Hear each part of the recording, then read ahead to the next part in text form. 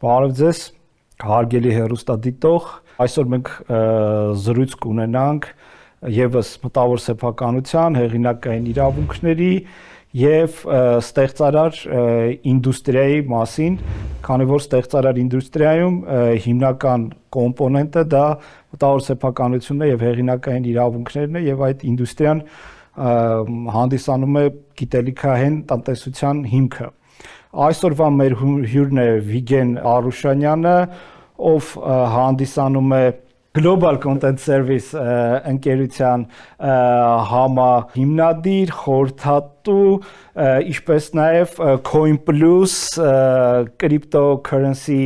ոլորտում գործող ընկերության հիմնադիր։ Վիգենը երկար տարիների, կարելի ասել արդեն փորձ ունի հեղինակային իրավունքների, մտավոր սեփականության ոլորտում, հեռուստաալիքների դիստրիբյուցիայի ոլորտում եւ նաև blockchain եւ կրիպտո արժույթների ոլորտում գործունեության փորձ։ Այսօրվա մեր հաղորդումը կլինի այսպես ասած, թե ինչպիսի վիճակում է գտնվում հեռուստաալիքների դիստրիբյուցիայի շուկան Հայաստանի Հանրապետությունում, հեղինակային իրավունքների հետ կապված ինչ մարտահրավերներ կան, ինչ խնդիրների եք բախում, զարգացումները ինչպեսին են լինելու Վիգեն ջան եւ ինչպես եք դուք կարողանում այս ոլորտում ձեր բիզնես գործունեությունը իրականացնել ու պայքարել այն մարտահրավերների հետ, որոնք որ այսօր այս ոլորտում առկա են։ Այդ թվում նաև կուզենամ անդրադառնանք, թե ձեր մյուս գործունեության ոլորտը, որը որ բլոկչեյնի հետ շատ սերտ առնչություն ունի, բլոկչեյն տեխնոլոգիաները իշքանով են նպաստում հեղինակային իրավունքների ոլորտի զարգացմանը։ Վիգեն ջան, ես կուզեի երկու բառով ուղղակի մի հատ ինչպես եք դուք այս ոլորտ ոնց որ ոլորտում հայտնվել կամ սկսել ձեր գործունեությունը եւ առհասարակ ինչպիսի զարգացում ա ունեցել հեռուստա ալիքների դիստրիբյուցիայի շուկան, ինչպիսի վիճակում է այսօր, երկու բառով համ ձեր գործունեության մասին, համ ոլորտի առկա վիճակի եւ խոսանք նաև զարգացումների մասին։ Շատ լավ, շնորհակալություն հրավերի համար եւ այս կարևոր թեման բարձրաձայնելու համար, Արթուր ջան։ Մեր Global Content Service-ը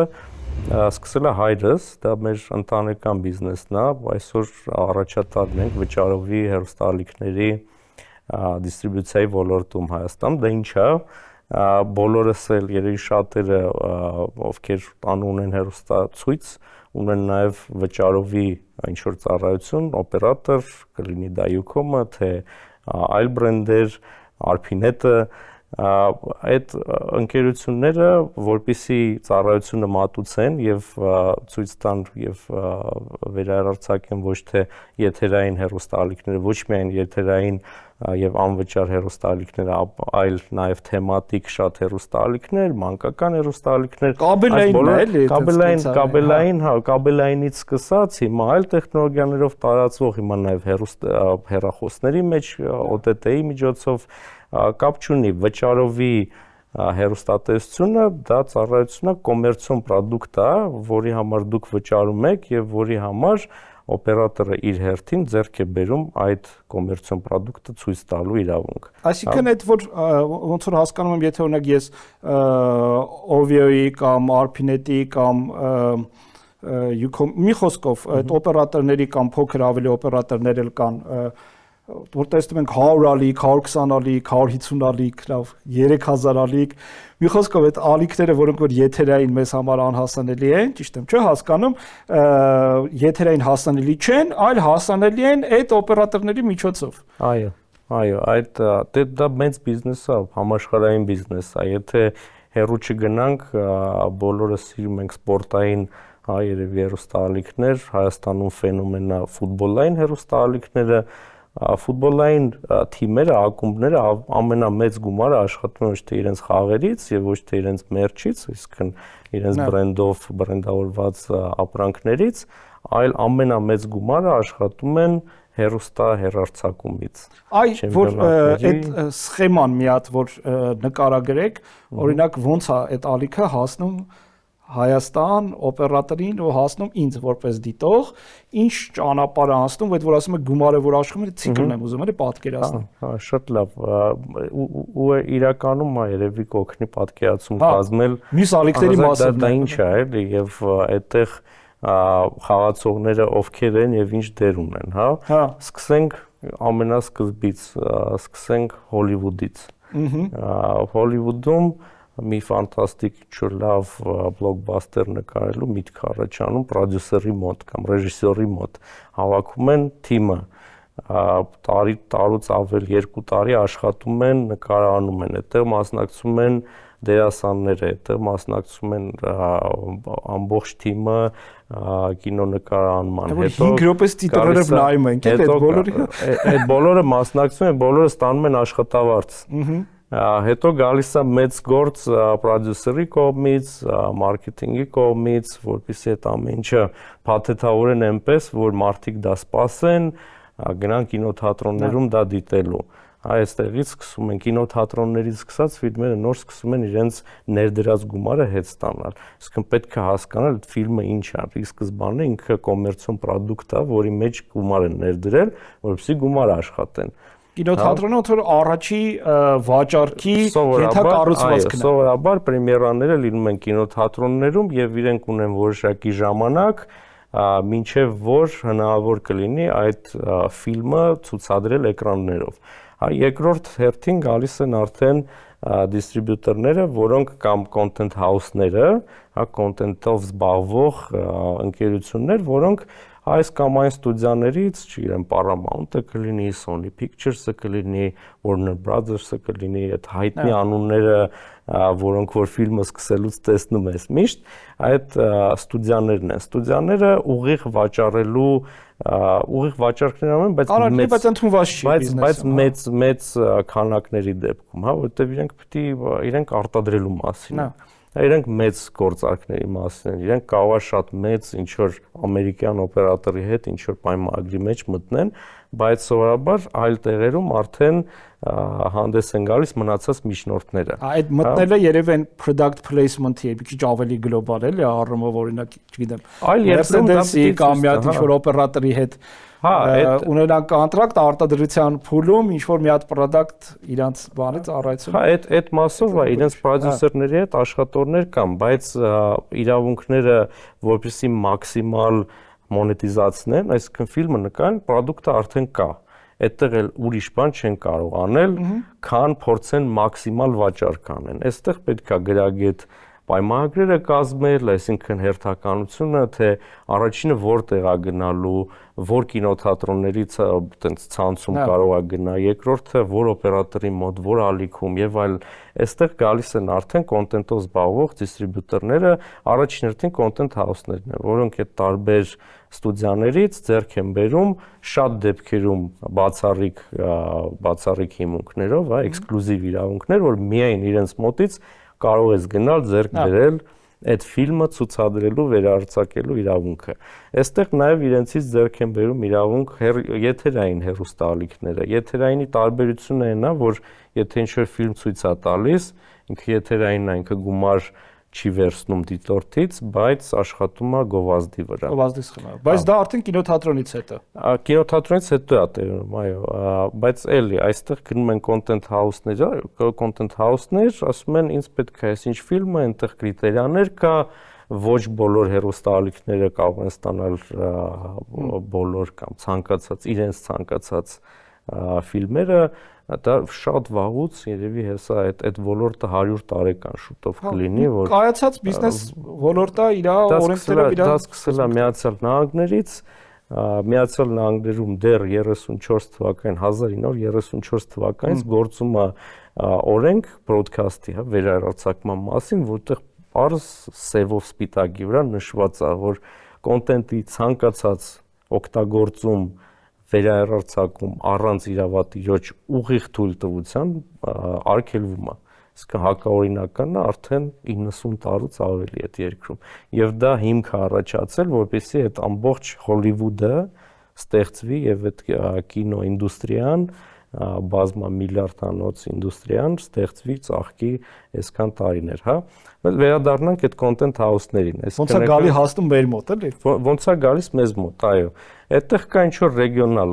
content house, հա, ամերիկյան, որը տարբեր ստուդիաներից ձեռք է բերում իրավունքները, կամ հենց ստուդիան ինքն է։ Այս վերջերս կայուն կոմունիկացիան հեշտացել է, շատ ստուդիաներ իրենք են արդեն ուղիղ վաճառքներ անում։ Կարող է օրինակ ինչ-որ եվրոպական ընկերություն վերցնի դիմի եւ ստանա որոշակի ֆիլմերի կամ ֆիլմադարանի կամ կատալոգի իրավունք, որովհետեւ դա վերահրարձակի, վերավաճառի։ Հա, եթերային հեռուստաալիքներին, որովհետեւ գովազ դնեն այդ արանքում կամ հետո դա ամբողջը մանրամասն նկարագրվում է։ Այսինքն իրավունքների ծավալը հստակ պայմանագրով ծավալը ռեգիոնը, թե որ տարածքներում իրավունք ունի, եթե եթերային մասն ենք խոսում, քանակը պարտադիր, շատ կարևոր է թե որ ժամին, եթե prime time-ը դա ավելի թանկ է, եթե առավոտյան 5-ին է ցույց տալու է ժամը, կրկնություն կա, չկա, այս ամբողջը գրվում է եւ դրանից կազմում է իր գինը։ Եվ այդ նույն content house-ը վաճառում է նաև հեռուստաալիքներին։ Իսկն կա թեմատիկ վճարով հեռուստաալիքներ, ֆիլմային ալիքի օրինակը բերել։ Խոսքը վերաբերվում է առավելապես կաբելայիններին, այսինքն թեմատիկ, որ անընդհատ ֆիլմ ես կարողանում դիտել, ինչպես բազմաթիվ մենք տեսնում ենք կինոխիտ կամ, չգիտեմ, ամեդիան, օրինակ HBO-ի ֆիլմերն է ցույց տալիս։ Որը միայն ֆիլմեր է, ինքը եթերային չի, հենց մենք որ խոսում ենք, եթե կաբելային վերահեռարձակման մասին է խոսքը գնում։ Ինքը եթերային չի, ինքը ձեռքաբերում հենց թեմատիկ իր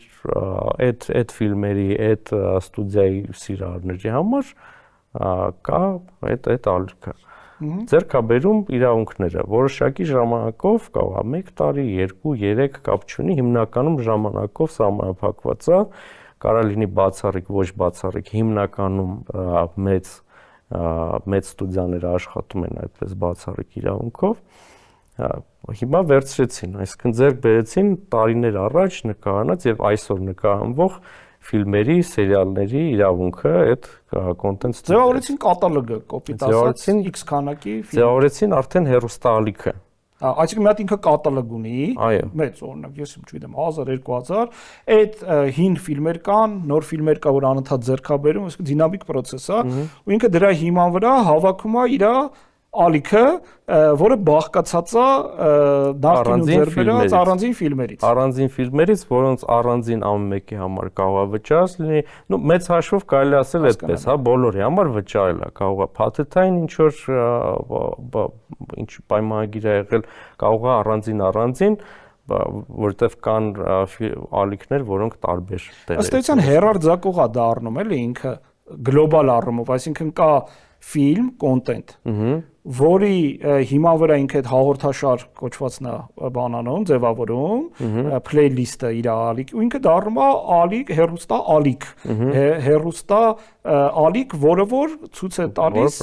ֆիլմեր։ Եվ հիմա բերենք մեր տարածաշրջանի օրինակի վրա, հա, կա ինչ-որ մի ընկերություն,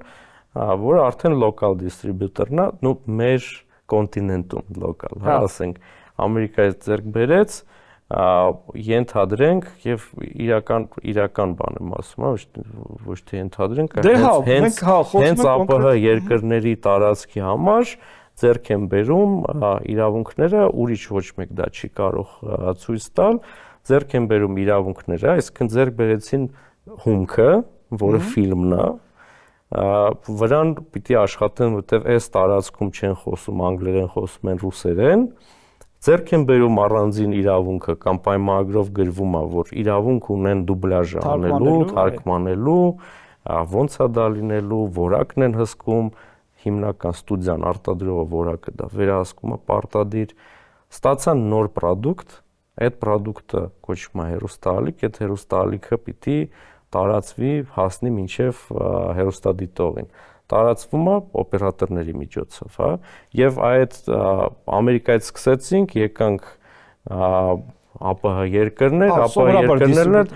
արդեն հիմնականում բաշխվում է տեղական դիստրիբյուտորներին, որովհետեւ որևէ մի օպերատոր հիմնականում չունի այդ ծավալները, որպեսզի կարողանա ուղիղ ձեռք բերի այդ այդ իրավունքները։ Վիգեն ջան, փաստորեն Հայաստանում գլոբալ օրինական ֆիլմ դիտելու կա օրինական երկու կարելի ասել սխեմա։ Առաջինը կամ պետքա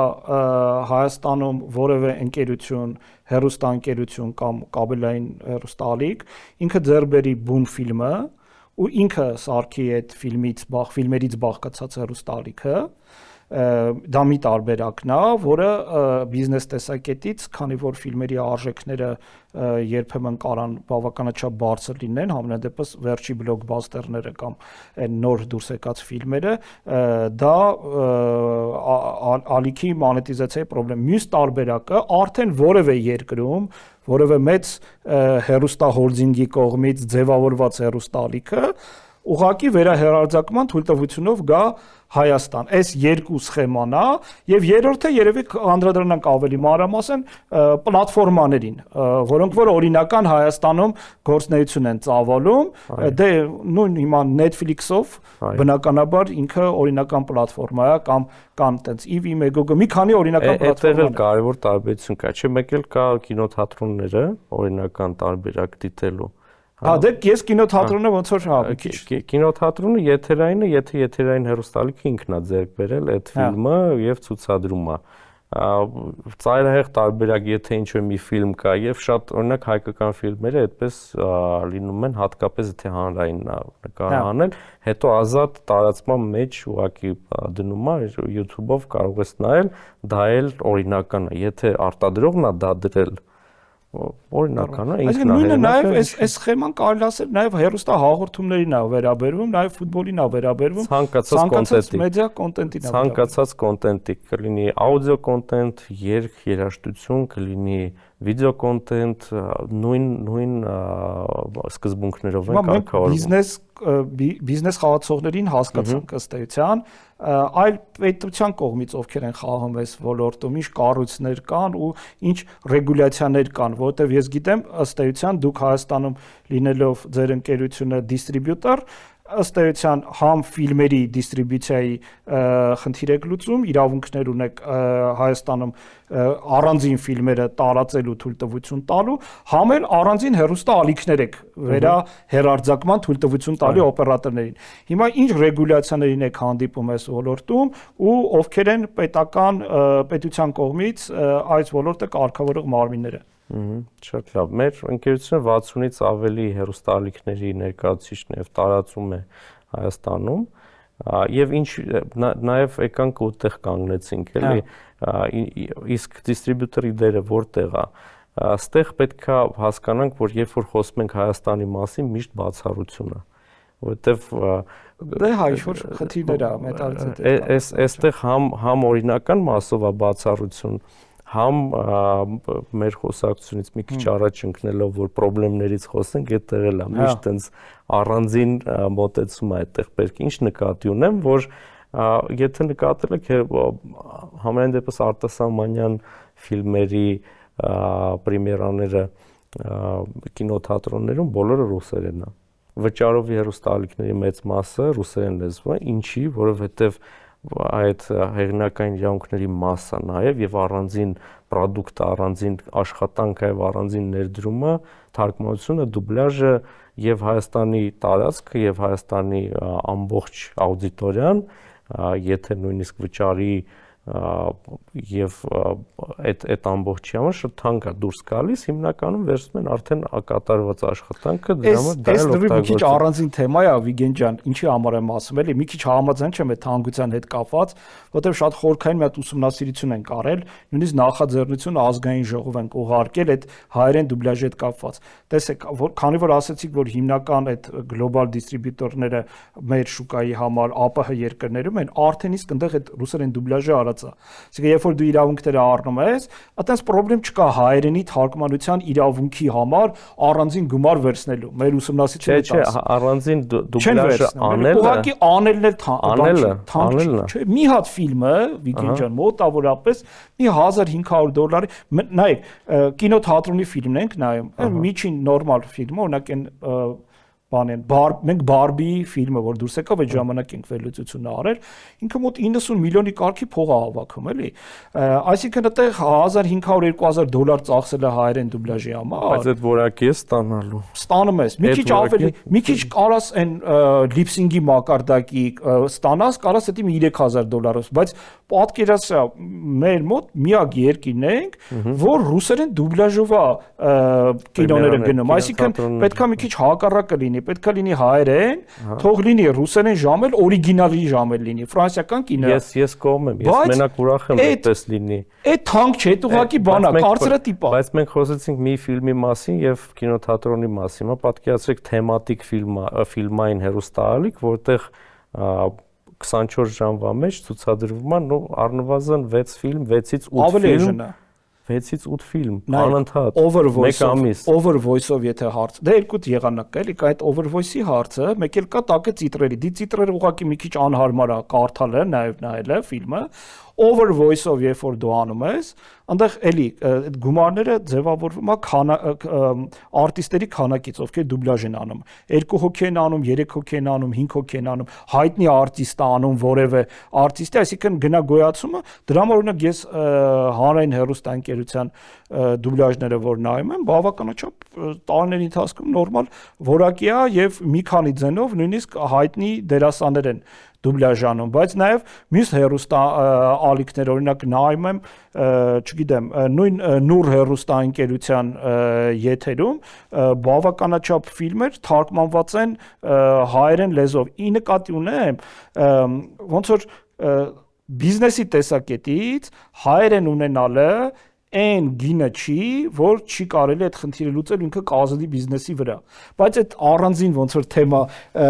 քննարկենք, ես ուզում եմ ծավալներից խոսեի, թե ինչի է այդպես։ Նույն հեռուստաալիքը, տեսեք, որ կարգավորել է Վիգեն ջան, այնտեղ դրել է տոկոս, գիտես, տեսալսողական մեդիայի մասին ասում է, որ դու եթե էֆիր ես անում, այսքանը պետքա հայերեն լինի։ Կինոթատրոնների ոլորտում նման սահմանափակում չկա։ Ինքը չի ասում կինոթատրոնը օրինակ իշկանը պետք է իշկան լեզվով լինի, այսինքն այդ կարգավորումը այնտեղ вообще չկա։ Առաջարկ պահանջարկի խնդրին էլի ավելի շատ։ Հա, բայց քո կարծիքով ռուսերեն ֆիլմեր, մուլտֆիլմեր նայողները ավելի շատ են, քան թե հայերեն։ Ես օրինակ կասկածում եմ, որտեղ օրինակ երեխաները, ես նայում եմ մինչև 6-7 տարեկան երեխաները ռուսերեն ընդհանրապես չգիտեն։ Այսինքն ստացվում է ինչ, ստացվում է որ մեր Հայաստանում ապրող մեր քաղաքացիները, ովքեր ինչ-ինչ պատճառներով դեռ ռուսերեն չգիտեն կամ ռուսերեն ինչ են տիրապետում, իրանք զրկված են կինոթատրոն գնալու հնարավորությունից։ Ինչի, որովհետև դաժե մի հատ սեանս հայերեն լեզվով դրած չի։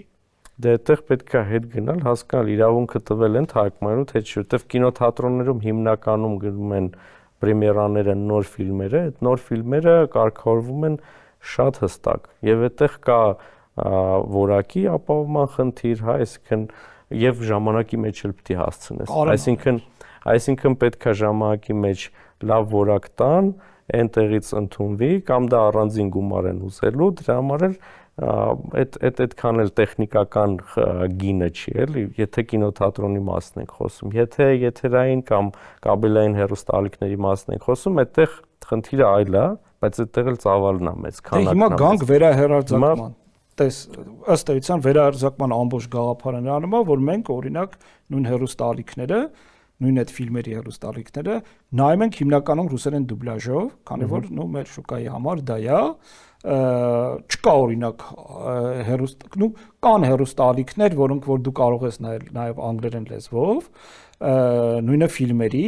բայց այդքան ոնց որ տարածում չեն գտել։ Հաղորդումների մասով մի քիչ ունենք փոփոխություն ֆուտբոլի։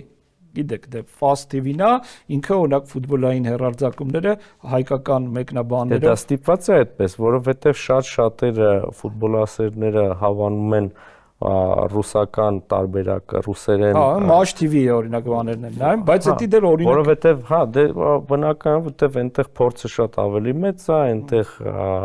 մեկնաբանողները խորացած են, հա, ավելի տարիների ընթացքում, հա, խորացած են, դա ոնց անել,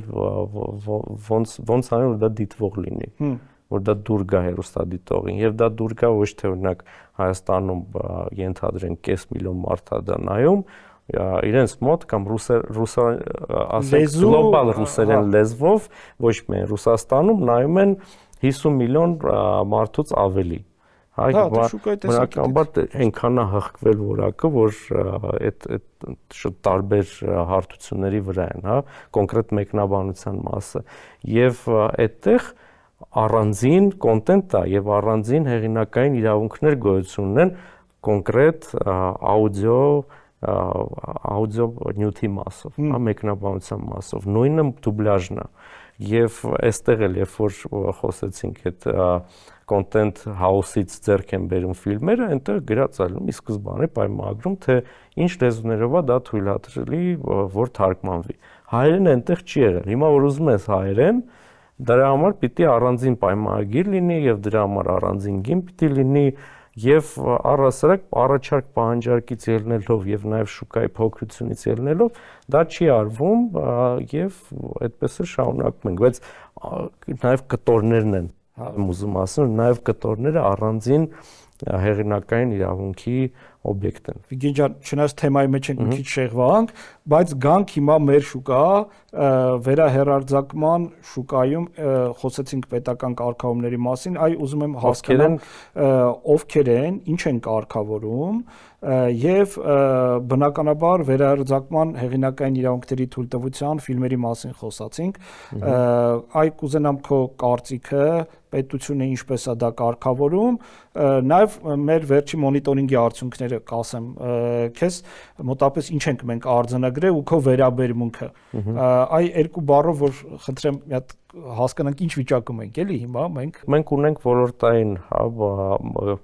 մարմին հեռուստատեսության ռադիոյի հանձնաժողովը,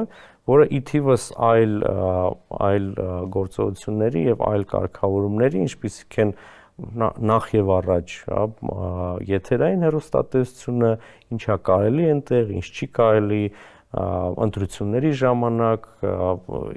երբ եթերաժամանակ, դիստրիբյուտորների կաբելայինների մասը։ Ի սկզբանե ոնց որ այդ մեծ կտորա կարգավորման, նաեւ ի թիվս այդ ամբողջի կան նաեւ վճարովի հեռուստատեսությունը, մալուխային հեռուստատեսությունը եւ դա էլ է կարգավորվում, բնականաբար նշվում են թե ովքեր են մասնակիցները, կան դիստրիբյուտորներ, կան հեռուստաալիքներ, կան հեռարձակողներ, այդտեղ լիցենզիա է տրամադրվում եւ ցանկացած, այո, ցանկացած, եկեք ասենք, եւ դա տրամաբանական է, էլի, ցանկացած ընկերություն, որը ինչ-որ մի բան որոշել է տարածի շատ մարդկանց, պիտի պատասխանատվություն կրի այդ իր տարածածի համար, հա։ Եթե դա մալուխի մասին է խոսքը գնեմ։ Եթե եթերն էլ նույն ձևով, հա, այնտեղ կա հեղինակազորում հասկացությունը, որ նախ պետք է մի հատ գրանցի, որ դու այս համար պատասխանատու ես, ինչ որ գնալու է, հա, գովազդային ժամանակ կա, լեզուն ինչ որ ինչպես նշեցի, նույն ձևով էլ կա կարգավորում եւ դիստրիբյուտորների մասով, այսինքն դու ինչ իրավունք ունես որպես դիստրիբյուտոր, ինչ իրավունք ունես վերահերձակման իրավունքով տրամադրելու օպերատորներին, հա, կոպիտ ասած, քանի որ այդ product-ը մենք սկսեցինք ֆիլմից, ես հատուկ գնացի մինչև դերասաններ եւ անձնակազմ, հետո եկա իրավունքներին, որպեսզի պարզ լինի, որ դա ինչ որ բան է, որը ստեղծվել է ի սկզբանե, գումարը ներդրվել, ժամանակը ներդրվել, բայց վերջնական product-ը ինքը նյութական չի։ Վերջնական product-ը իրավունք է, որը վերջնական եւ թվային կտորն է, այսինքն ֆիլմի կոպիտ ասած ֆայլն է, որը օպերատորը վերցնելու է հեռարձակի, հա։ Հիմա մի հատ ունենք օպերատոր, որը մալուխային եղանակով տարածում է, ունենք եթեր, ունենք դիստրիբյուտորներ, չէ՞, ըստ էության էս են։ Այս թեմայի մեջ օրինակ Netflix-ը ոնց է, ինքն էլ է տարածած։ Netflix-ը եւ պլատֆորմաները իրանք ոչ գծային հեռուստատեսության օպերատորներ են, բայց իրանք կարգավորվում են, օրինակ լիցենզիա պետք է ստանան Հայաստանում, որ կարողանա Netflix-ը հեռարձակում իրականացնել։ Չէ, որովհետեւ այդտեղ էլ շատ նուրբ պետք է մոտենալ այդ հարցին, որովհետեւ երբ որ սկսում ես կարգավորումը տալ ընդհանուր, կարող է այնպես ստացվի, որ Facebook-ն էլ կարելի չլինի, որտեղ Facebook-ում էլ կա վիդեո, բնականաբար հարկային դաշտում են մեր էլի։ Որը։ Նույն Netflix-ը բնականաբար կամ նույն Google-ը, մյուսը եւ այլ եւ Որ այլ։ հարկերի մասով։ Ну այդ այնտեսի կամ ոչ ռեզիդենտի։ Դե ոչ ռեզիդենտով չեմ կարծում, կասկածում եմ, որ այդտեղ որտեվ ոչ Լավ, այս ռեզիդենտով թողենք ֆինանսիստների ու այդ ոլորտի մասնագետների։ Խնդրին, բայց ամեն դեպքում մենք ունենք տարածման մի նաեւ եղանակ, որը որ մեր կարգավորիչ հեռուստացույց ռադիոյի հանձնաժողովի կարգավորման դաշտից դուրս է ըստ էության։ Այս բան ընդհանուր ձևակերպում կա, որ կա գոյություն ունեն նաև օպերատորներ, որոնք ոչ գծային հեռուստատեսության օպերատորներ, ոչ գծային ինչ է նշանակում, երբ որ ֆիլմը միացրեցիք կամ հեռուստացույցը միացրեցիք, դուք չեք կարողանում կառավարել թե հիմա ինչ ֆիլմ ալնել, որից հետո որն ալնելու, հա կարող ես քեչափով առաջ հետ տալ, բայց ի սկզբանե կա ծրագիր, որը խմբագիրները այդպես դրել են, ինքը գնում է, հատկապես եթերայինները, որ ուղղակի հեռուստացույցով նայում ես, դա գծային հեռուստատեսությունն է։ Ոչ գծայինը մեր իմացած բաժանորդագրությունով պլատֆորմաներն են, Netflix-ն է, Ամեդիաթեկան է, Yandex-ի կինոպոիսկն է, բավականին տարածված է, երբ որ դու տալիս ես ամսական գումար եւ այդ գումարի մեջ ունես հասանելիություն ամբողջ կատալոգին, որոնք իրենք ձեր։ Իգին շատ դրական նոտաներով եք նկարագրում, ասենց այն որ ասենց կողքից մարդը նայ կասես ինչ իդեալական բիզնես է, բոլորը ասենց հարդ գնում է, հեռուստացության ռադիոյի հանձնաժողովը կարգավորում է, ալիքները դիստրիբյուցիան օպերատորները հաճույքով վերցնում են, տարածում են, մարդիկ էլ լավ էս Դե գիտեմ դու շատ դրական անձնավորություն ես, բայց գիտեմ որ լիքը խնդիրներ կա այս ամեն ինչի մեջ, էլի հիմնական խնդրումը, որին որ բախվում եք, խնդիրը ինչն է, ինչը չի աշխատում, ինչի համար եմ այդ հասկանում, որովհետև ես որպես հեռուստադիտող եմ նայում, հա համ կաբելային հեռուստաալիքներից ենք օգտվում, համ այդ հարթակներից Netflix կամ մյուս օգտվում ենք, համ եթերով ենք որոշ ֆիլմեր նայում եւ այլ, բայց նաեւ որոշ դեպքերում օգտվում ենք այդ այսպես ասած հեղինակահեն պլատֆորմաներից, որոնք կան գոյություն ունեն Հայաստանում հասանելի են, բնականաբար, ու նաև երբեմն հեռուստաալիքներն էլ, թե եթերային, թե ոչ եթերային, որ նայում ենք, էլի, ունենց կինոներ են ի հայտ գալի, որոնք որ կարող է դեռ հլա կինոթատրոնում նույնիսկ գնում են կամ նոր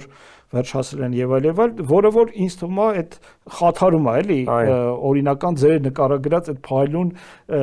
բանը, բիզնես գործընթացը, ինչն է, որ հիմնականում հիմա խանգարում է ու խնդիրներ առաջացնում։ Այն ինչ որ խոսեցինք, այն է ինչ ուզում ենք լինի։ Հիմա ինչ որ ունենք։ Ինչ որ կան, այդ խնդիրը, որովհետեւ ոնց որ ասացի, մենք գործ ունենք ոչ ֆիզիկական ապրանքների հետ, որը քանակով չի, այլ իրավունքա, ռաստամուշկա չկա, իրավունքա, որը թղթի վրա է գրած, իսկ այդ իրավունքի օբյեկտը, այսինքն ֆիլմերը իրանք էլ այտենց նյութական չի, ֆայլեր են, վիդեոներ են, որոնք որ շատ հեշտությամբ, եթե ուզենաս գտնես, կգտնես, հա, ամբողջ ինտերնետը այտենց պիրատական նյութերով հեղեղված է եւ այդտեղ էլ գալիս են առաջ են գալիս որոշակի անձնավորություններ, ընկերություններ, բիզնես անողներ էլի, հա։ Իհարկե, որոնք ասում են, մեզ շատ պետք է գլխացավը գնանք լիցենզիա ստանանք, գնանք, չգիտեմ, ինչ որ թույլտվություններ, հետևենք ինչ որ նորմաներին, մնացածին ավելի լավ է դնենք ու այդ ամբողջը վերջին հոլիվուդյան ֆիլմերը, առավել եւս, որ վերջին հոլիվուդյան ֆիլմերը դեռ չի կարելի ցույց տալ այն հեռուստաալիքները, որտեղ օրինական հա եթերայիններով շատերը Հայաստանի համար ուղղակի անհասանելի են, որովհետեւ ի սկզբանե մինիմալ գին ունեն, որը երբեք ոչ մի գովազդով չի կարողանալու։ Կամ դեռ հələ ժամանակը չի էլի, որ ինքը եթերի գնա կինոթատրոն։ Կամ ժամանակը չի, հա, այդպիսի բան էլ կա, նույնիսկ կինոթատրոններից հետո էլ կա, որ առհասարակ ոնց որ այդպես ստանդարտներ կան, որոնց համապատասխան չի Հայաստանը դեռ եւ ուղղակի հասանելի չի օրինական ճանապարհով։ Իսկ հեռուստադիտողը ուզում է նայ կամ լավ, ասենք ոչ թե հեռուստադիտողը, այլ ֆիլմ դիտողը ուզում է նայ ու կապ չունի որակը ու կապ չունի թարգմանությունը ոնց է կլինի, ինքը ուղղակի ուզում է նայ ինչ որ վերջին ֆիլմերը եւ դրա համար էլ գումար չտա։ Ինչ անի։ Հա, դե երկու սխեմա կա էլի, չէ՞, ոնց որ դու ավելի մանրամասն կասես, ոնց նայել, մեկը դա այդ հարթակներն ու կայքերն են, որտեղ դու պետքա մուտք գործես եւ դիտես կոնկրետ ֆիլմը եւ խոսքը վերաբերվում է դիստրիբյուցիայի եղանակով Հայաստանում հասանելի դառնող ալիքների։ Այսինքն ըստ քո պատմածի այնպես է ստացվում, որ եթե ես նայում եմ որևէ օպերատորի մոտ որևէ ֆիլմի ալիք, ապա այդ ամբողջ ցիկլը մինչև գալի հասնում է օպերատորին, օպերատորը գումար է վճարում դիստրիբյուտորին թույլտվության համար, դիստրիբյուտորը գլոբալ այդ content housing կամ publishing house-ին է վճարում նայել, վճարում, այսինքն երբ որ գալի հասնում է օպերատորին, այդ օպերատորը, որ այդ ֆիլմը մեզ, այդ հեռուստալիքը մեզ հասանելի է դարձնում, արդեն դա ունի ինքնարժեք, բնավորաբար ինչ որ հարկերի եւ եկամուտի շահույթի ավելացնելու ինքը ձևավորվում է գին եւ բնականաբար անվճար անհնար է այդ ամեն ինչը լինի։ Հիմա այդտեղ էլ գալիս են այդ անընդհատ խոսում ենք այդ OTT provider-ները, որտեղ մենք կարողանում ենք smart հեռուստացույցով ներբեռնենք OTT player-ը եւ այդտեղ ոնց որ ստացվում է մենք ունենում ենք մինի հեռուստա օպերատոր, կաբելային օպերատոր կամ հեռուստա ալիքների համախումբ։ Այսինքն մի հատ պլատֆորմա առանձին կայքեր, մի հատ էլ օպերատորներ ու իրանք հիմա ինչ-որ գումար են աշխատում, էլի, ես տենց եմ հասկանում, լրիվ անվճար չի, այսինքն OTT այդ բաները player-ներով հեռուստալիքներ տարածողները շատ ավելի քիչ գումար են վերցնում, դե իրար հետ նայել ենք շուկայում, եթե դու ամսական վճարում ես մեր շուկայում գործող օպերատորին 5, 6, 10 հազար դրամ, որ տարբեր փաթեթներին բաժանորդագրվես, նա տարեկան ես այդքան վճարում եւ այդ ալիքները կարող է մի քիչ լավ վատ որակով ունենում ես։ Իսկ այն հարթակներն էլ, որ նայում ենք, այսօր էլի խոսացինք իրար հետ, հարթակները ըստ էության արդեն այդ վճարովի բաժանորդագրության սխեմաներով չեն անդրադառնում, իրանք աշխատում են գովազդների վրա ու մենք շատ հաճախ տեսնում ենք, որ այդ անօրինական տարածվող ֆիլմերի վրա հայկական բազմաթիվ ընկերությունների դնդեղ գեոլոկացիայի պահա նաև արգելված գովազդ, նաև գովազդ, որը այլ տեղով հնարավոր չի նաև տարածել այդ գովազդը, այսինքն համ անօրինական կոնտենտն է Հայաստանում հասանելի դառնում, համ գովազդը, որը կարա լինի օրինական, անօրինական։ Հայերեն լեզվով հայերեն գովազդը, որը այլ պայմաններում կխախտեր գովազդի մասին Հայաստանի Հանրապետության օրենքը։ Լավ, ինչ եք անում, էլի, օրինակ տեսեք, անմիջականորեն համ ձեր բիզնեսին է վնասում, բնականաբար, համ այդ շղթան հեղինակային իրավունքների խաթարում է, եւ ինչ գործիքներ ունեք ու կոնկրետ ոնց եք այդ նույն այդ OTT provider-ների հետ ու կայքերի, որոնք որ տարածում են, գիտեմ, որ ինչ-որ նախաձեռնություններ կա, հանդիպումներ ա եղել ազգային ժողովի հետ համապատասխան հանձնաժողովում, նաև գիտեմ, որ օպերատորների միության հետ ակտիվ աշխատում եք, ոնց եք փորձում այս խնդիրը լուծեք, էլի, այսօր։ Ես շատ լավ հարցա, որ նաև գովազդ չհնչի որպես այդ անօրինականների, որոնք 1/10 գնով հասանելի են դարձնում վերջին կոնտենտը, պետք է հասկանալ, էլի, նախ ամեն ինչը սկսում է նաև այն մյուս ծայրից եկանք, հիմա ստեղից սկսենք։ Ինչի օպերատորը այդ մինիմալ գինը ունի, դու նշեցի շատ ճիշտ, որ այդտեղ ծախսեր կա կոնտենտի վրա, բայց օպերատորը օրինական աշխատող, լիցենզավորված ընկերությունն է, բարեխիղճ աշխատող Հայաստանում, որ հարկեր է վճարում, այդ կոնտենտն է առնում, անձնակազմ է պահում, աշխատավարձեր է վճարում եւ սպասարկում է ձեզ եւ պատասխանատվություն է կրում նախ այն ամեն ինչի համար ինչ էկրանով գալիս է, երկրորդը, եթե ինչ-որ խնդիր եղավ, դու գիտես ուր զանգես, ով է գալու, ոնց է սպասարկելու եւ ախր ծախսեր է արել, որ այդ սարքերը դնի, հասանելի դարձնի այդ ամեն ինչը։ Հիմա այդ OTT-ներն էլ եկել են էլի մեր տեխնոլոգիաները առաջ գնալով ինտերնետ հասանելիությունն է մեծացել, հեռուստաալիքներն են, հեռուստացույցերն են իրենք smart դարձել եւ արագացել։ Ինտերնետի որակն է շատ առաջ տենց Android box-երի մեջ էր դա, այդ Android box-երի գներն էլ է շատ իջել եւ այդ ամեն ինչը իրար հետ համատեղելով նպաստում է նրան, որ այդ ամեն ինչը զարգանա, այսինքն OTT-ն, որը անօրինական է, որը կարա օպերատորին փոխարինի, ճակերտավոր փոխարինի, չտա աշխատավարձ, չտա հարկ չգնի կոնտենտը, այդ product-ը, որի համար մարդիկ Հոլիվուդում աշխատավարձ են ստացել եւ դուք վճարում եք այստեղ, դա էլ չի տալիս։ Ոչ մի ծախս չի անում, ծախսը անում ինչ որ տեխնիկական մասով, սերվերներն է պահում եւ բնականաբար կարող է այդ ամեն ինչը տրամադրել 1/5 գնով, հա, $1, $2 սահմաններում ավելի շատ կոնտենտ տրամադրի, որովհետեւ մեկը կոնտենտը գողացած է, ինքը դրա համար չի վճարում, կարող ավելել տա։ Սպառողն էլ ուրախ է, էլի։ Սպառողն էլ ուրախ է եւ բայց այստեղ ինչ է լինում։ Նախ այդ ամեն ինչը հակաօրինական է։ Նախ եւ առաջ պետք է ընդգծել մեկ անգամ եւս, որ դա գողացած ապրանք է։ Այսինքն իրան վճարելով սպառողը վճարում է գողացած ապրանքի համար։ Երկրորդը որևէ մեկը պատասխանատվություն չի կրում։ Այսինքն կարող է ինչ-որ պայմանագրեր գրածել, բայց ոչ մեկին վերջնական ով է կանգնած այդ սերվիսի հետևում, ոչ մեկ չի գալու, չի պատասխանելու քեզ, ինչի այս մի ալիքը գնաց է, մեկը եկավ, կամ չգիտեմ ինչ-որ դա անհասկանալի ինչ-որ ալիքը կարող է։ Կամ առհասարակ սերվիսը չկա, դու այսօր վճարեցիր, վաղը արդեն չկա, որտեղ ինչ-որ մի երկրում էին իրենց սերվերները, որտեղ իրանց ոստիկանությունը գտավ, եկան ջարդեցին դուռը, սերվերները վերցրեցին, կոմոդ հասանելի չի, դու էլ տարեկան արդեն վճարես ումից ես ուզելու, պարզ չի։ Հա, կամ առհասարակ ոնց որ չկա, որակ չկա, ում զանգես ասես կտրտումը, որը մեկը պատասխանատու չի, դա պետք է գիտակցել ինքը էժանագույն, հա, ֆիքսում ենք մի բան, էլի, այդ շատ կարևոր է, էլի, մեդիայում, ու դու խոսակցության մեջ շատ շեշտում ես, էլի, մյուս կողմը չի նույնականացվում եւ չկա պատասխանատվություն, այսինքն ստացվում է, որ մենք ունենք չնույնականացված ինչ-որ sense տվերային անձի կամ անձանց խմբի կողմից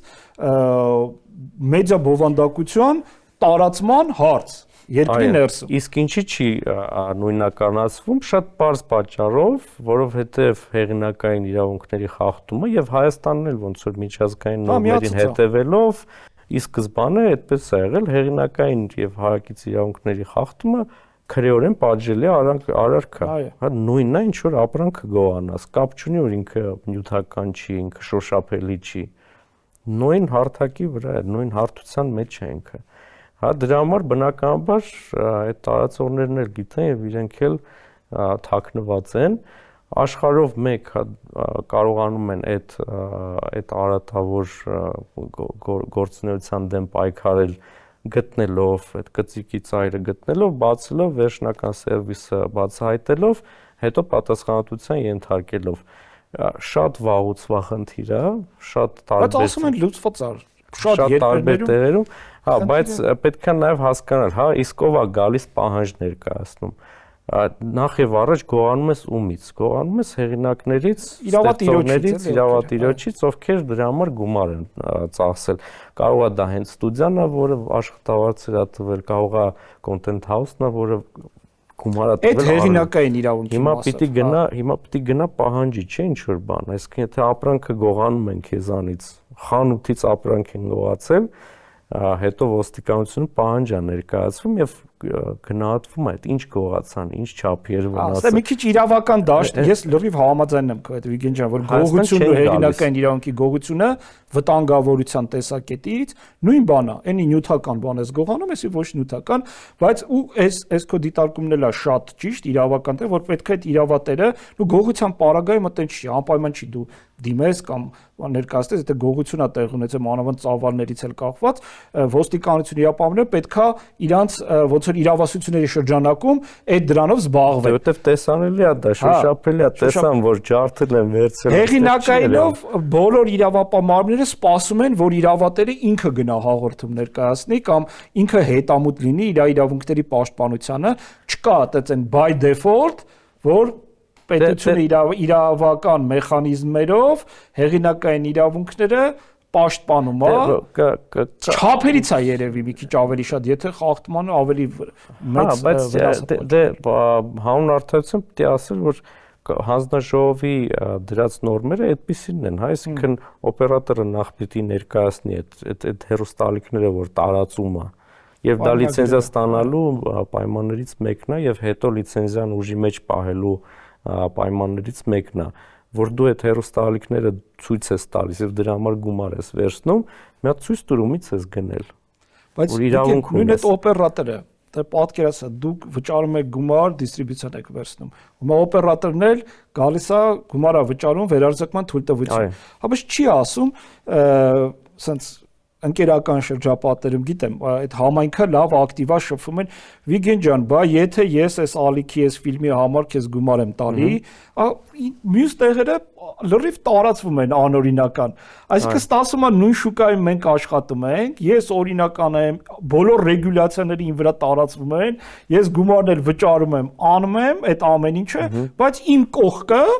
նույն իմ հաճախորդը ինձանից գնում է, որովհետև ինքը գնում է օգտվում է այդ OTT բանից։ Այս վերջին երևի 2 տարվա top 3 հարցերից մեկն է, որը քննարկում է մեր ոլորտում, դե բնական է այդպես է, բայց որտեղ ստեղ նաև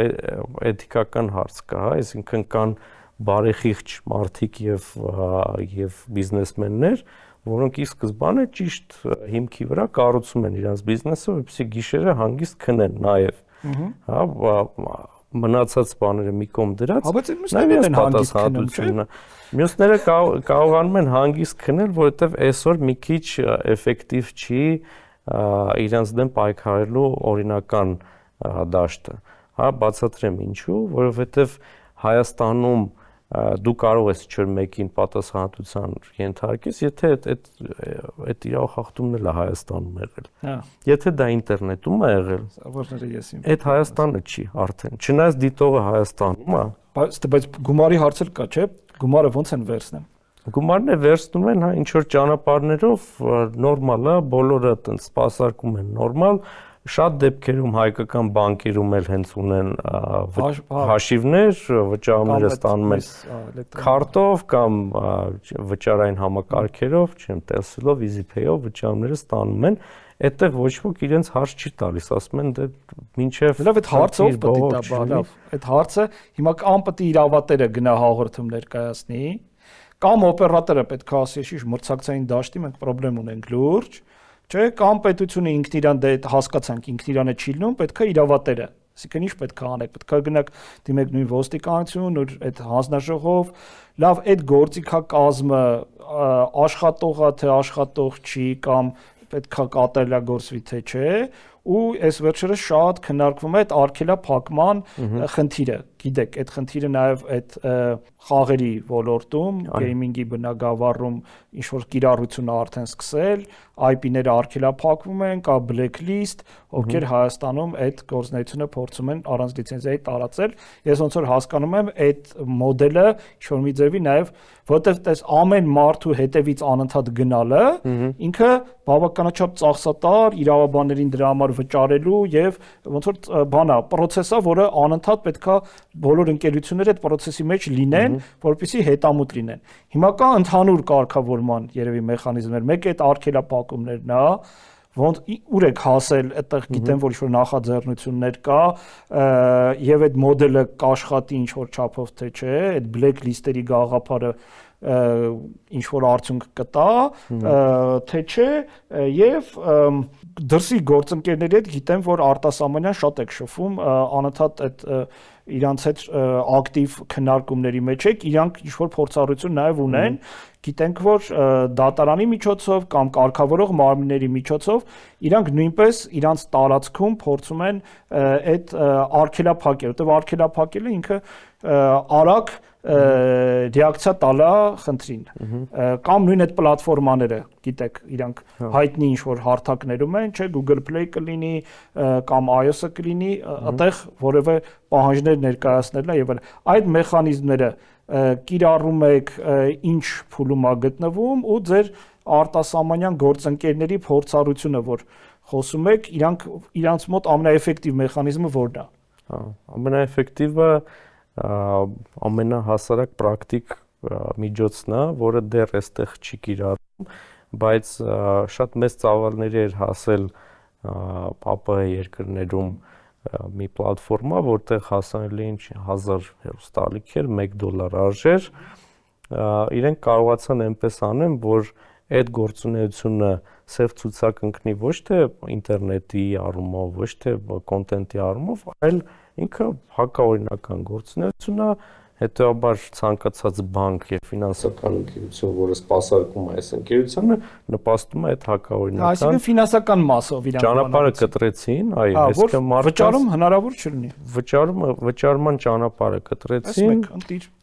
Եվ դա երևի ամենաէֆեկտիվն է, անձնապես իմ կարծիքը դա է, որ մենք էլ այդ ճանապարհով պիտի փորձենք դրան հասնել, որովհետեւ առավել եւս Հայաստանի բանկային համակարգի այդ նախ տարածվածությունը հաշվի առնելով, երկրորդը կարգավորումներն են բավականին այտենց խիստ են, բավականին, այսինքն ցանկացած այլ հարցով, հատկապես վերջին 3 տարիների իրականության մեջ որևէ մի փոխանցում կատարելիս, ստանալիս ավել հարց առաջանում է բանկի մոտ, քեզ մերժում են փոխանցումը։ Չփաստաթղթեր են ուզում եւ այլն, բայց այս ոլորտի ընկերություններին, որոնք ազատորեն գողացած ապրանք են վաճառում եւ վճարում ստանում դրա համար, հարց չեն տալիս իրենց, հա։ Չնայած մյուս կողմից էլ ինչի պիտի հարց տա, բանկի բիզնեսն է, Հայաստանի ներսի ինչ որ վճարումները, մինչեւ որևէ մեկը չգա եւ թուղթ չներկայացնի դատարանից կամ ոստիկանությունից կամ ինչու՞ չէ կենտրոնական բանկից, որ ասի այս ցանկը կա, անբարեխիղճ տնտեսվարողների ցանկը, որտեղ որ այս ընկած է սրա մեջ, այսինքն մեր առաջի խնդիրը այդ ցանկը ինչ որ մի ձևի պետական մակարդակում ֆիքսելն է, ոնց որ այդ գեյմինգի բնագավառում է։ Հիմա եթե տարբեր են, որտեվ նախ հետո շատ այտենց եթե տեխնիկական էլ մի քիչ մասը խոսենք, հա, այն ծրագրերը, application-ները, հավելվածները, որոնք App Store-ում են, Google Play Market-ում են, դրանք ընդամենը բրաուզերներն են, այսինքն դա ընդամենը մի գործիք է, որով դու կարող ես դիտել այդ կոնտենտը պահվում է լրիվ ուրիշ տեղ, հեռուստաալիքները, playlist-ը հեռուստաալիքների պահվում է ուրիշ տեղ, այդ դա է գողացած ապրանք։ Բայց դիտելու այդ player-ը ինքը կապ չունի դրանց հետ, կարա կապ չունենա առհասարակ։ Ես տրամաբանությունը հասկանում եմ տեխնիկական մասով, էլի, որտեվ եթե խոսքը գնում է կացինի մասին, կացինը ինքը նախատեսված է փայտ կտրելու կամ իր ֆունկցիան կատարելու, բայց կացինով կարաս մարդ սպանես։ Հիմա այս խնդրին ինքը գործիք է, բայց ես նկատել եմ, որ այդ գործիքները երբեք չեն օգտագործվում ու չկա տենց տեղեկատվություն, որ ինքը իր բուն ֆունկցիայի համար օգտագործվում, այսինքն ինքը հստակ այն գործիքն է, որը կոնկրետ, պարբերաբար, շարունակաբար կատարում է հանցագործություն։ Այսինքն ստացվում է, եթե դու այդ գործիքը բան ես անում, ասենց վերցնում ես կամ չես թողում այդ գործիքի աշխատանքը, դու գլոբալ երևի կարելի ասել 99%-անոց փակում ես իր ոչ թե օրինական ֆունկցիան, այլ իր լրիվ անօրինական, էլի։ Դրա դեմ պայքարելու համար կարող է ոնց որ բան էլի ունքի տեղը աչքը հանես։ Ուղղակի ասեմ դու մտածում ես որ OTT պլատֆորման, եթե դու արգելափակեցի, ինչ որ մեկը գալու է ասի, ինչի եք ինձ արգելափակել։ Չէ, նորն է սարքելու։ Հարցը դա է, նորն է սարքելու։ Այդտեղ կոդը անընդհատ ինչ որ փոփոխություն է։ Կոդը նորից վերարտադրելու եւ այլ անվան տակ թողարկելու խնդիր չկա։ Մեկ, երկրորդ թե այդ նմանա գիտեք ինչին, որ ասես բան, չի կարելի Chrome օգտագործել, որովհետև այ Chrome-ով գիտես ինչ սայթերի մեջ պեչին գտնում, հասկացա։ Դա էլի իրական ոնց որ այն լավ կտորը թողնես, ասես բայց սրանով ախր էսել են, չէ՞ անում։ Բալանսավորված է պետքան էլ, որ մի ծայրեղությունից մյուս ծայրեղություն չընկնել ինտերնետի ազատության խնդիրը։ Մոտեցումները էսա, նախ սարքել դա, դարձնել դա անհարմար, այդպես են պայքարում ճարարացիալ անընդհատ որ օրինական ընկերությունները, արտադրողները, ստեղծողները, սա գլոբալ խնդիր է, սա միայն հեռուստատեսության ոլորտում չի։ Անհարմար սպառողի համար, որ սպառողը ասի որ ինքը հրաժարվի այդ ծառայությունից։ Արի ես իմ գումարը նորմալ տամ, նորմալ որակ ստանամ, սպասարկում ստանամ, դա մի քիչ էժան է, բայց սպառողը կարա պատասխանատվություն օրինակ տեսեք գողությունը, չէ՞, օրինակը բերեցի, գողացած ապրանք ձեռ բերողը, որ ակնհայտ գիտի, օրինակ էսի գողացած է, ինքը ձեռ բերեց, ինքը դրա համար պատասխանատվություն է կրում։ Այսինքն օրինակ եթե սպառողներին ինչ որ վարչական կամ այլ պատասխանատվության դաշտ փորձել տանել, ինքը դրական թե բացասական էֆեկտ Դեռ 15 տարի առաջ Ֆրանսիայում են այդպես արել, որ ցանկացած կոնտենտ, որ դու նայում ես, քո պատասխանատվությունն է, մի հատ ճիշտ ես դա մաքուր է թե մաքուր չի։ Այսինքն կա ցանկ, որը մաքուր է եւ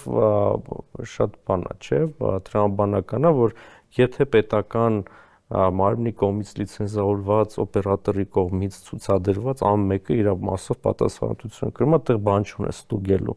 Բայց եթե այլ տեղից ես նայում, ինտերնետից ես նայում, կամ ինչ մեկը եկել քեզ առաջարկել է, բայց տակը գրած չի ինքով է, որ ընկերությունն է, որ լիցենզիայով է, պատասխանատվությունը քոնն է, որովհետև շատ ճիշտ ես ասում, կոպիտ ասած, դու ուղակի գողացած ապրանք ես վերցնում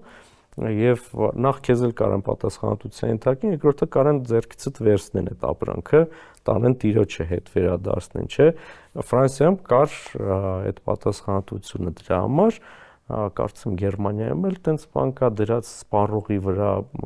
բայց ես խորը չեմ ուսումնասիրել, հստակ չեմ ասի, որ կար Ֆրանսիան, գիտեմ 2007 թվականից դեռ այն ժամանակվանից այդ խնդրով տենց զբաղվում ենք, ամեն դեպքում Վիգեն ջան, ֆիքսենք փաստը, որ ինդուստրիան կա, գոյություն ունի Հայաստանի Հանրապետությունում դեռ շատ տարիներ, ինքը բավականաչափ ինքը հանդիսանում է հենց այդ creative ինդուստրիայի մաս, Հայաստանում համտեղ մենք շատ խոսացինք դիստրիբյուցիայի եղանակով արտասահմանյան կոնտենտի մասին, որը որ Հայաստան է գալի, բարձ է մեր այսօրվա զրույցի ընթացքում կամ հաղորդման ընթացքում մենք չենք կարա մի առանձին մեծ բլոկ կա նաև տեղական արտադրությունը, տեղական մեդիան, որը անմիջականորեն վնասը արտահայտվում է մեր տվյալ բիզնես գեներացնող մեր ստեղծագործողների վրա։ Եվ չի թողում որ զարգանա։ Չի թողում զարգանա եւ հենց այս արտասահմանյան, այսպես ասած, կոնտենտի ազատ հասանելիությունը բերում է նաև նրան, որ տեղականը չի զարգանում, իհարկե այտենց պատճառահետևանքային կապ կա, դա միակ պատճառը չի, պատճառներից մեկն է, բայց այս ինդուստրիայում հարկեր են բազմաթիվ գեներացվում, թե դիստրիբյուտորների կողմից, թե օպերատորների կողմից, հետո եթե մենք ուզում ենք, որ մեր ստեղծագործողների հեղինակային իրավունքները մեր երկրից բացի նաև հարգվեն այլ երկրներում եւ պաշտպանեն, այսինքն մենք ունենանք նման արտահանում, նույն ձևի ակնկալում են այդ երկրների արտադրողները, որ իրանց ընկերությունների իրավունքները Հայաստանում պետք է պաշտպանվեն, դրա համար հեղինակային իրավունքի պաշտպանվածությունը ինքը միանշանակ բերելու է ինդուստրիայի զարգացմանը ու այդ բաների հետ կապված է նույն այդ ֆինանսական ուղիները, այդ հեղինակահենների գործունեությունը սնող այլ աղբյուրները սահմանափակելը, որից մեկը դու նշեցիր, այսինքն կենտրոնանալ նաև այդ ոնց են իրանք անօրինական արտադրանքը մանետիզացնում, այդ ուղիները փակել, նաև այդ գովազդների մասին, օրինակ նույն այդ black list-երում ընդգրկված կամ անօրինական կոնտենտ արտադրողների, եթե պլատֆորմաների վրա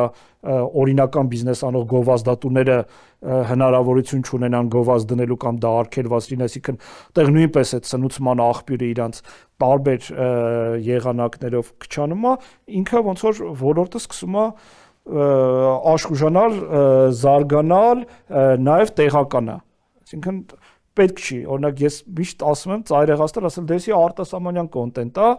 ու շատ միշտ, չգիտեմ ինչի միշտ օրինակ եմ բերում, թե պետական մարմիններում թե Մայքլ Ջեքսոնի իրավունքներով է պաշտպանում, թե ինչի է հենց Մայքլ Ջեքսոնի օրինակն եմ բերում կամ իր իրավունքներն են անդրադառնում, այսինքն այդ մոտեցումը, որ արտասահմանյան ֆիլմերի, հեղինակների իրավունքները Հայաստանում չպետք է պաշտպանվի, դա ոնց որ քաղաքակիրթ մոտեցում չի, քո ասացի նման ինքը նաև խաթարում է տեղական ինդուստրիան ու դա երկրների փոխադարձ իրավունքները հարգելու փիլիսոփայությանը դեմ է, էլի։ Մենք ինձ թվում է էլի հաղորդում հնարավորություն կունենանք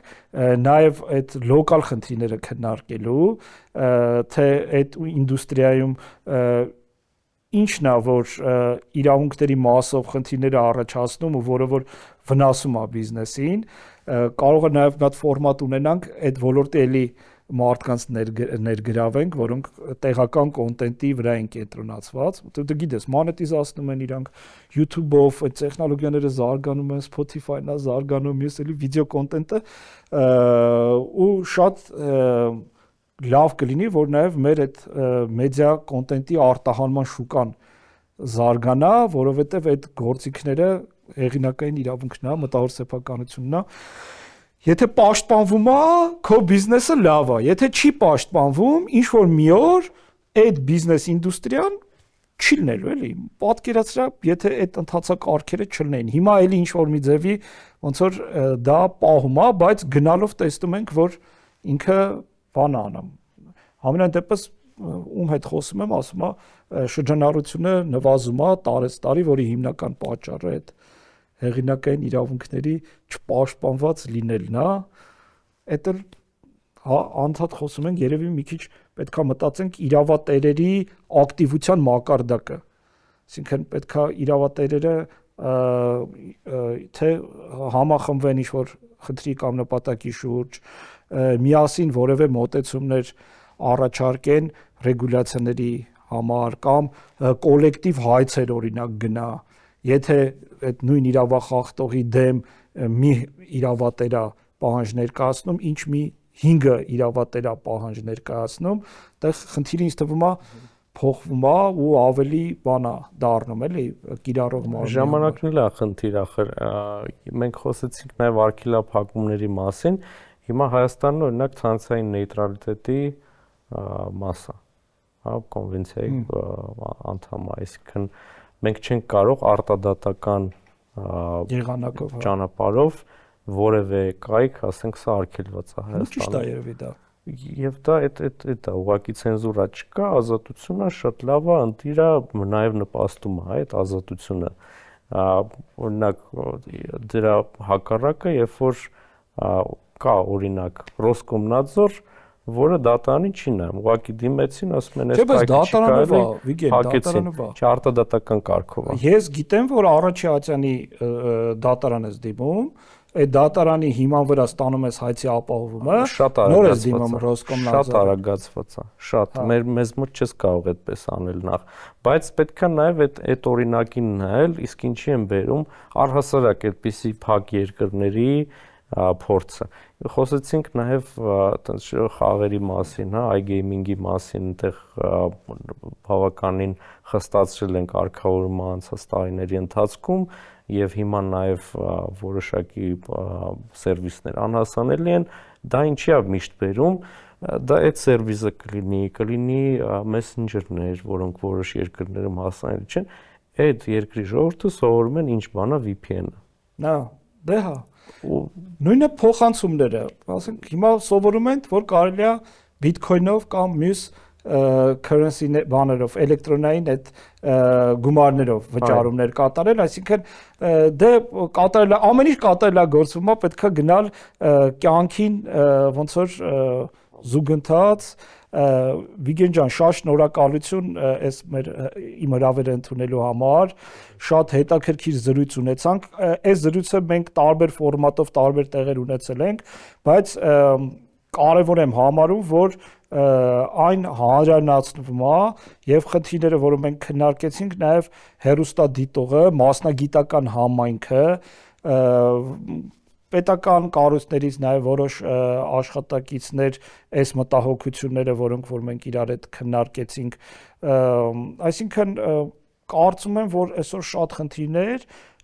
մասնագիտական համայնքի քննարկումների շրջանակից հնարավորինս պետքա փորձել հանրային դաշտ Եվ շնորհակալություն նաև Նուր հեռուստաընկերությանը, որ այս հնարավորությունը ընձեռում է եւ մենք այս քննարկումը կարողանում ենք նաև ավելի լայն շրջանակի մարդկանց հասանելի դարձնենք Իսկ թվում է շարունակական կլինի եւ որպես այս ոլորտի լավ խորհրդատու մասնագետ, նաեւ բիզնես գործունեություն ծավալող, կարծում եմ, որ մենք ֆորմատը կընդլայնենք եւ էլի մարդիկ կներգրավենք, որ մեր համայնքը ինքը ավելի ակտիվ լինի հեղինակային իրավունքների դեմ պայքար կամ անհանդուրժողական մեր վերաբերմունքը տարածելու համար։ Հանրայնացման հետ կապված, հա, այս հարցը բարձրաձայնելը շատ ժամանակ ինչի է սա ծաղկում, որովհետև մարդիկ չեն էլ մտածում, հարցը վերաբերմունքի հարց է։ Հա, մշակույթն է, էլի։ Մշակույթի եւ այդ երևույթը ինչ է, իսկն երբ որ դու ճիշտ տեսակետից սկսում ես նայել դրան, ուղղակի պետքա նաեւ մեր հասարակությունը, մեր հերոստատիտողը, ես կոչ եմ անում այդ տեսակետից նայել, որ առհասարակ, եթե ինչ-որ բան դու օգտագործում ես, առհասարակ ինչ-որ բան, երբ որ քեզ դուր է գալիս ու դու խանութից առնում ես, որևէ տեղ դա անվճար չի։ Միշտ դու վճարում ես, որ ստանաս կամ ծառայություն, կամ ապրանք, եւ ստանաս դա որակով եւ պահանջես այդ որակը ու ըստ հնարավորությունների էլի նույնն էլ էստեղ է բանը G-class Mercedes-ը դուրս եկավ գնացել վերցրեցի սկսեցի քշել էլի նույն բանը էստեղ է կատարվում ուղղակի պետք է հասկանան որ այդ product-ը որը հիմա վերցնում եք դուք դրա դա գողացած ապրանք է որը անվճար է կամ էժան են տարածում հա դա գողացած ապրանք է Եվ դա որակի համար որևէ մեկը պատասխանատու չի, բայց ավելի կարևոր է այդ երևույթը ուր է տանելու։ Այդ երևույթը եթե շարունակական լինի եւ բոլորը այդպես անեն, այդ նույնն է ինչ որ բոլորը մտնեին ուղակի խանութ, ասեին դե մենք չենք վճարելու։ Ուղղակի չենք վճարելու, մեզ ինչ պետք է վերցնում ենք դուրս գանք։ Ինչին դա կբերի։ Սանտարիկան նայերի մի հատ ասենք բան։ Բայց դա ինչին կբերի օրինակ, եթե այդպիսի ամենաթողություն լինի, պատկերացրեք պատասխանատվություն էլ դրա համար չկա։ Օրինակ կան պարտիկ բերել են դա սարքել են ինչ-որ խանութներ, այդ խանութներում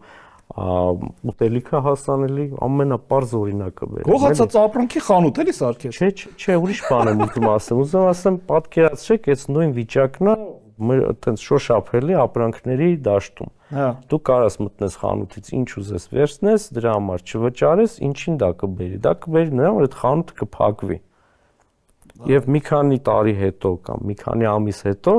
որևէ մեկը չի ուզելու այդ խանութով զբաղվի, որևէ տեղ խանութ չի լինելու, քո պետքական ապրանքը որևէ տեղից դու չես գտնելու։ Մեքենան պետքա նստես գնաս օրինակ գյուղ, ասենք դաշտում առնես բանը։ Նույնն է, այսինքն երբ որ դու հիմա այդ դրա համար եմ ուզում նայենք այդ տեսակետից, երբ որ դուք հիմա նպաստում եք, որոշ մարդիկ նպաստում են այդ անօրինական պլատֆորմաներին, անօրինական սերվիսներին, հա, կամ անվճար կամ ցածր ինչ որ գումարով այդ որակյալ կոնտենտը նայելով դա բերելու է նրան, որ այս ոլորտում բարեխիղճ աշխատող ընկերությունները էլ իմաստ չեն գտնելու աշխատելու։ Եվ երբ որ դաշտը արդեն մաքրվի եւ այդ անօրինականներն էլ այստեղ հետաքրքրություն չունենան, ալտերնատիվ չի լինելու։ Այդ դաշտը դատարկ է մնալու։ Սերվիս մատուցող չի լինելու, որակյալ կոնտենտ չի լինելու, ինչ է կանելու։ Հետո հետ գնանք 0-ից սկսենք կառուցել։ Ապոկալիպսի, գնանք 0-ից կառուցենք այդ ամեն ինչը, չէ։ Նոտայի վրա ավարտեք Վիգեն ջան, համենայնդեպս ռիսկերն ու մեսիջները ինձ թվում է մենք ուղարկեցինք հետևություն անողը հետևություն կանի։ Ես հուսով եմ, մերսի շատ։ Շնորհակալություն։